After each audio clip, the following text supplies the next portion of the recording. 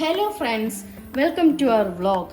അപ്പോൾ അന്ന് നമ്മൾ മത്തിക്കറി ഉണ്ടാക്കിയില്ലേ, ഇന്ന് എളുപ്പത്തിൽ തയ്യാറാക്കുന്ന ബാച്ചിലേഴ്സിനും കാര്യങ്ങൾക്കൊക്കെ എളുപ്പത്തിൽ തയ്യാറാക്കാൻ പറ്റുന്ന ഒരു ഉള്ളി സാമ്പാറാണ് ഞാൻ നിങ്ങൾക്ക് കാണിച്ചു തരാൻ പോകുന്നത്. അപ്പം നമ്മുടെ ചട്ടി ഞാൻ ഇന്നും മൺചട്ടിയിലാണ് കുക്ക് ചെയ്യുന്നത്. മൺചട്ടിയിൽ കുക്ക് ചെയ്താൽ ഒരു സ്പെഷ്യൽ ആയിട്ടുള്ള ടേസ്റ്റ് ആണെന്ന് അന്ന് പറഞ്ഞിട്ടുണ്ടായിരുന്നല്ലോ. അപ്പോൾ മൺചട്ടി നല്ലപോലെ ചൂടാക്കാനായിട്ട് വെച്ചിട്ടുണ്ട്. എളുപ്പത്തിൽ തയ്യാറാക്കാൻ പറ്റുന്ന ഒരു റെസിപ്പിയാണ് കേട്ടോ ഇത്.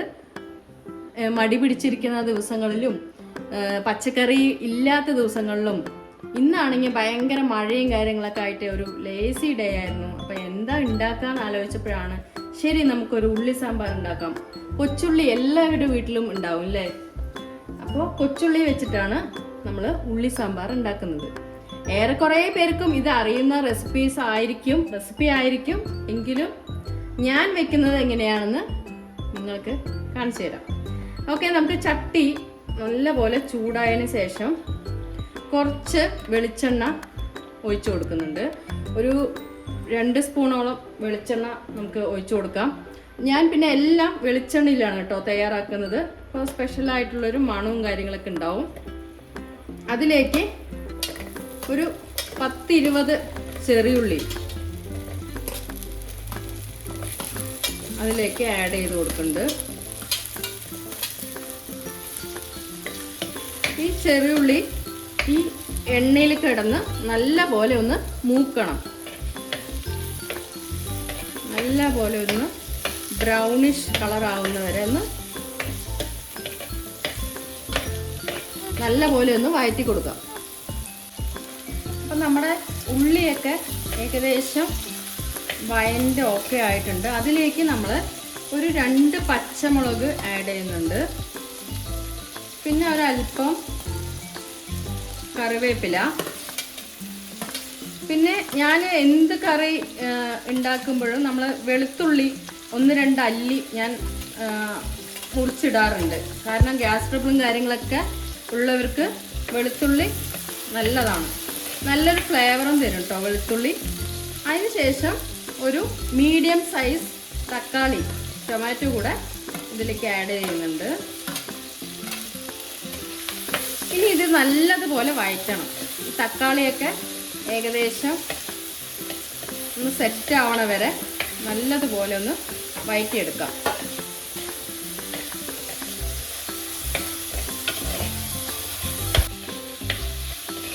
ഇതാവട്ടെ.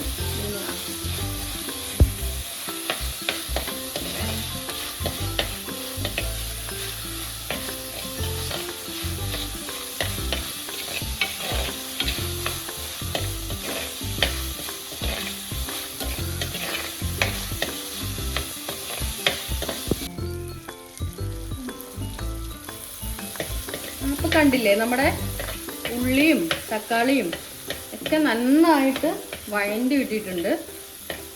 അപ്പം അതിലേക്ക് നമ്മൾ ഇനി ചേർക്കുന്നത് മെയിൻ ഇൻഗ്രീഡിയൻ്റ് ആയ സാമ്പാർ പൗഡറാണ്. സാമ്പാർ പൗഡർ ഒരു 3 ടേബിൾ സ്പൂണോളം ഞാൻ എടുത്തിട്ടുണ്ട്. സ്ലിമ്മിൽ വെച്ചിട്ട് വേണം നമ്മൾ സാമ്പാർ പൊടി ആഡ് ചെയ്യാനായിട്ട്, അല്ലെങ്കിൽ കരിഞ്ഞു പോകാൻ ചാൻസ് ഉണ്ട്. അപ്പോൾ വളരെ സ്ലിമ്മിൽ വെച്ചുകൊണ്ട് ഈ സാമ്പാർ പൊടി ആഡ് ചെയ്തിട്ട് നന്നായിട്ടൊന്ന് വഴറ്റി കൊടുക്കുക. വഴറ്റി കൊടുക്കുമ്പോഴേ നമുക്ക് നല്ല സ്മെല്ല് കിട്ടും കേട്ടോ ഈ സാമ്പാർ പൊടിൻ്റെ. ഞാൻ എടുത്തിട്ടുള്ളത് ബ്രാഹ്മിൻസിൻ്റെ സാമ്പാർ പൗഡറാണ് കേട്ടോ. എപ്പോഴും ഞാൻ അതന്നെയാണ് യൂസ് ചെയ്യുക. നല്ല മണം ഉണ്ടാവും കേട്ടോ അത് യൂസ് ചെയ്യുമ്പോൾ. നല്ലപോലെ ഇളക്കി കൊടുക്കുക.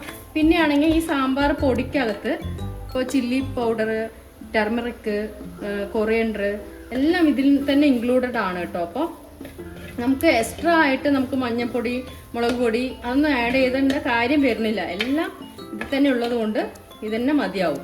പിന്നെ എക്സ്ട്രാ നമുക്ക് എരിവ് കൂടുതൽ വേണമെങ്കിൽ മാത്രം കുറച്ച് ചില്ലി പൗഡർ അതിൽ ആഡ് ചെയ്ത് കൊടുക്കാവുന്നതാണ് കേട്ടോ. അപ്പോൾ നന്നായിട്ട് നല്ല സ്മെല്ല് വരുന്നുണ്ട്. നമ്മൾ സാമ്പാർ പൊടി ആഡ് ചെയ്ത് കഴിഞ്ഞു. നല്ലപോലെ ഒന്ന് വഴറ്റിയതിന് ശേഷം നമ്മൾ ഒരു നാരങ്ങ വലിപ്പത്തിൽ, നെല്ലിക്ക വലിപ്പത്തിലാണെങ്കിൽ കുഴപ്പമില്ല, പുളി എത്രയാണോ ആവശ്യം ഞാൻ ഒരു നാരങ്ങ, ചെറിയ കുഞ്ഞു നാരങ്ങ വലിപ്പത്തിൽ വാളൻ പുളി എടുത്ത് വെള്ളത്തിൽ സോക്ക് ചെയ്തിട്ട് അത് ഒഴിക്കാൻ പോവാണ് കേട്ടോ.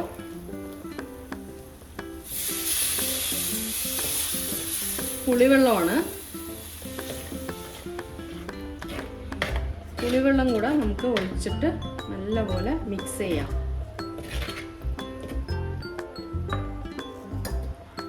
കുറച്ച് വെള്ളം ആഡ് ചെയ്ത് കൊടുക്കുന്നുണ്ട് കേട്ടോ. എത്രയാണോ നമുക്ക് ഗ്രേവി വേണ്ടത് അത്രയും വെള്ളം നമുക്ക് ആഡ് ചെയ്ത് കൊടുത്തിട്ടുണ്ട്. ഇനി ഇത് നല്ലതുപോലെ ഒന്ന് തിളയ്ക്കണം. ഞാൻ സോൾട്ട് ആഡ് ചെയ്തിട്ടില്ല. സോൾട്ട് ഞാൻ ലാസ്റ്റ് ആഡ് ചെയ്യുള്ളൂ. അപ്പോൾ നല്ലതുപോലെ ഒന്ന് തിളയ്ക്കട്ടെ.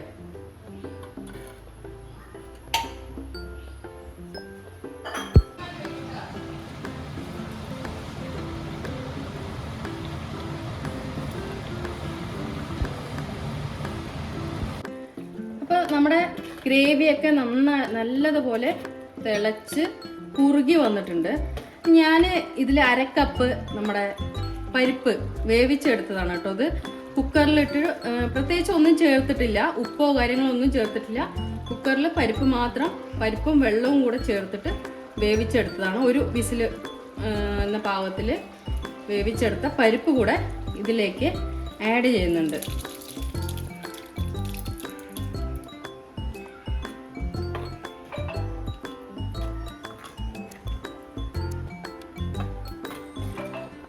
നല്ലതുപോലെ മിക്സ് ചെയ്യാം കേട്ടോ.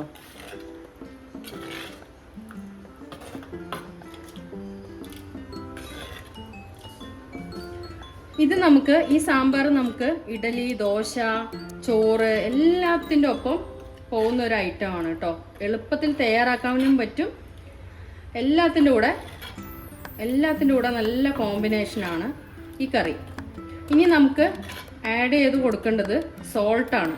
അപ്പോൾ സോൾട്ട് കൂടെ നമുക്ക് ആഡ് ചെയ്യാം. സോൾട്ട് കൂടെ ആഡ് ചെയ്ത് കൊടുക്കാം. ഞാൻ കൈ അളവായതുകൊണ്ട് അളവുകളൊന്നും പറയുന്നില്ല. ആവശ്യത്തിന് വേണ്ട ഉപ്പ് ആഡ് ചെയ്തിട്ട് നല്ലതുപോലെ ഇളക്കി കൊടുക്കാം. ഇനി ഇതൊന്ന് തിളയ്ക്കട്ടെ കേട്ടോ. തിളച്ച് കഴിഞ്ഞാൽ നമുക്ക് കടുക് താളിച്ചിട്ട്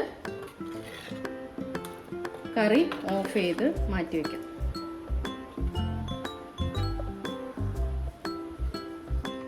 അപ്പം ഞാൻ വേറൊരു അടുപ്പത്തേക്ക് നമ്മുടെ കടുക് താളിക്കാൻ വേണ്ടിയിട്ട് കുറച്ച് വെളിച്ചെണ്ണ,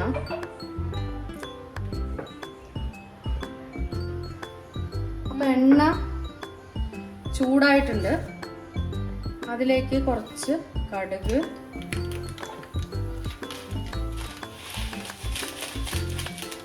കുറച്ച് ഉലുവ, കുറച്ച് മാത്രം കേട്ടോ, കുറച്ച് ഉലുവ,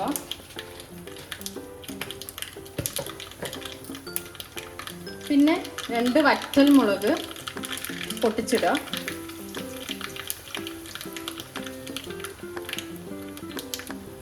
പിന്നെ കുറച്ച് കറിവേപ്പില.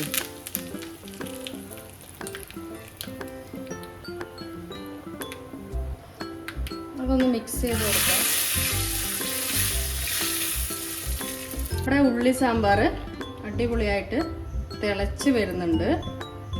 അതിലേക്ക് നമ്മൾ ഈ താളിപ്പ് ചേർക്കാം.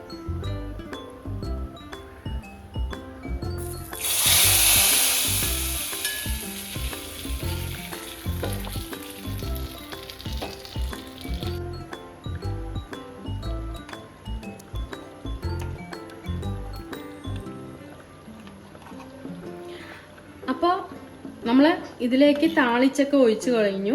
നല്ലപോലെ തിളയ്ക്കുന്നുണ്ട്. അതിലേക്ക് നമുക്ക് ഇതാ മിൽക്കി മിസ്റ്റ് ഗീ, കുറച്ച് ഗീ കൂടെ ആഡ് ചെയ്യാം. ടേസ്റ്റിന് വേണ്ടിയിട്ടാണ് ഗീ ആഡ് ചെയ്യുന്നത്. നമ്മുടെ പരിപ്പും നെയ്യും നല്ല കോമ്പിനേഷനാണ്.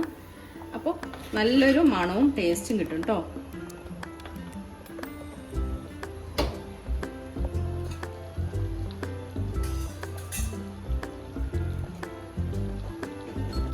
കഴിഞ്ഞു. ഇത്രയും സിമ്പിളായിട്ടുള്ളൊരു കറി നിങ്ങൾ നിങ്ങൾ ഉണ്ടാക്കിയിട്ടുണ്ടാവില്ല.